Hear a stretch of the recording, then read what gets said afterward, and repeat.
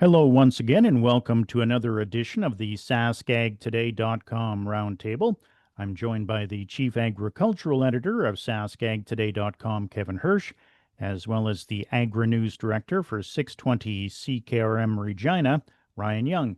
I'm Doug Falconer, Agriculture Director at GX94 in Yorkton. It was an eventful week in spite of the fact that there was a day off in there for Remembrance Day, but we did hear, of course, regarding foreign ownership was a big deal as the APAS sent a letter to the Saskatchewan government and the opposition NDP about foreign farmland ownership. Kevin, what was your take on that letter?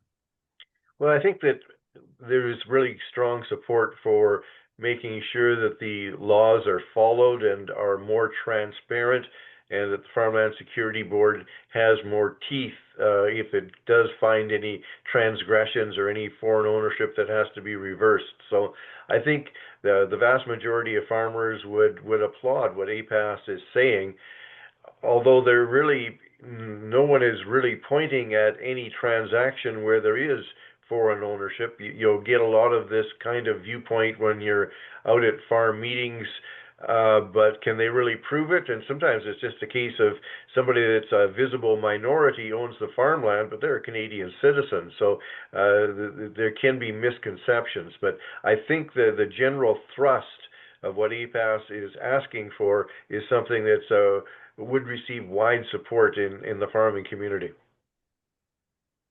And of course, we also had this week the Agriculture and Agri-Food Canada October Drought Monitor came out. Ryan, you had a chance to follow up on that.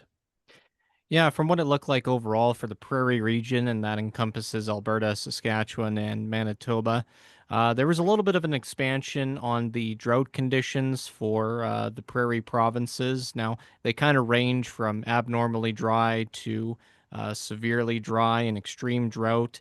So there was an expansion of some of those ranges in some areas, especially in Alberta. That's kind of where the bigger story is. Central and southern Alberta, just really dry last month. A lot of that had to do with the last week of October, where the temperatures were above 20 degrees in some areas. So that was kind of a major factor. For Saskatchewan, though, if we're looking at anything on the positive side, there's the west central, east central, and southeast areas that uh, didn't have any dry label on them at all. So those are areas obviously that got a lot of moisture and above normal precipitation. So good to see that there. But in terms of the expanded drought areas, it's kind of what we saw this year, kind of in the southwest and the northwest and northeast regions. So, and then for Manitoba, kind of that southern portion and the northwest around Swan River there, they didn't have a dry label on them either. So, kind of some positive spots there, but that's kind of the skinny when it comes to the drought monitor.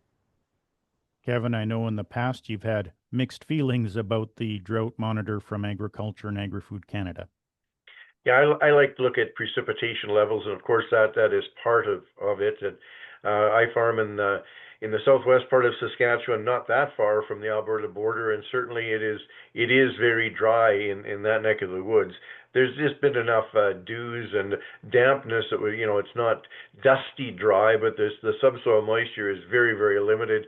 Unless you are lucky and in some isolated areas that caught a shower, anything for fall seeded crops has been struggled or has not emerged at all.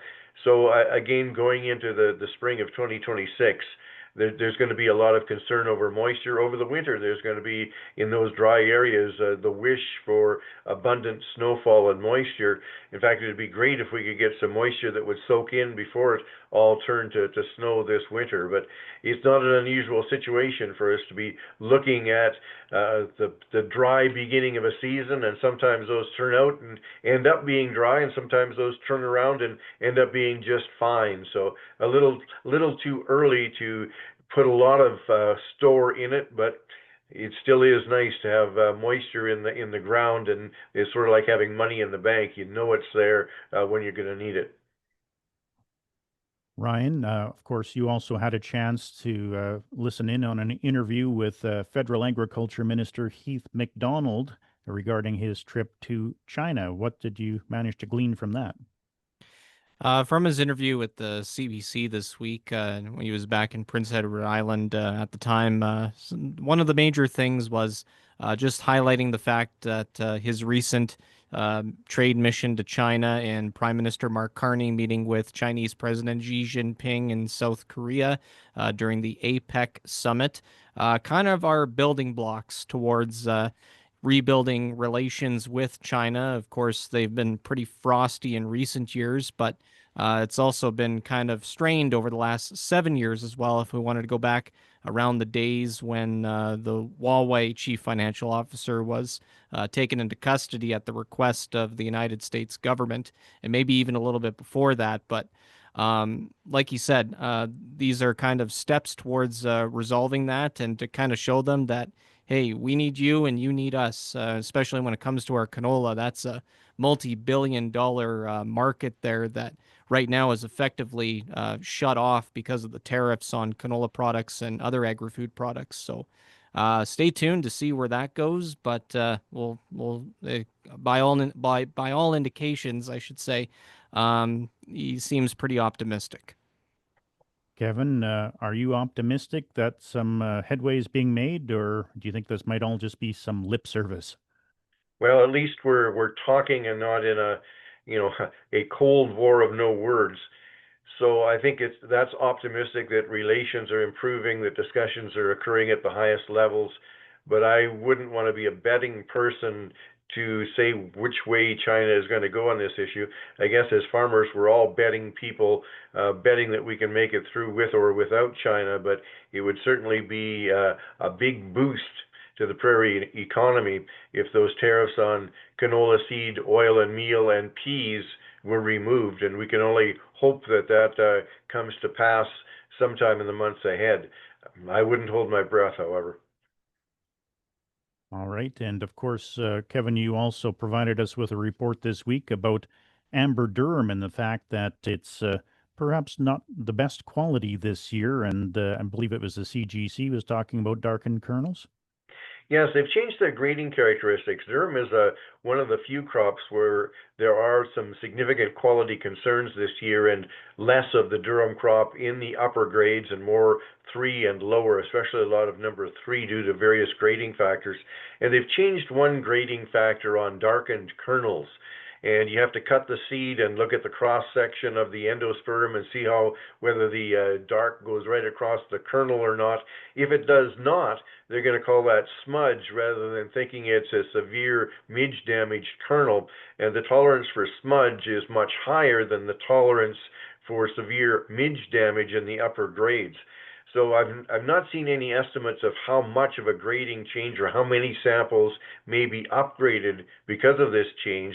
But if a producer has had samples dropped off at a number of potential buyers and they've given an assessment of grade, if part of that grade drop was due to darkened kernels, it might be worth doubling back with those samples to those potential buyers and saying, hey, with this grading change, does that help me out?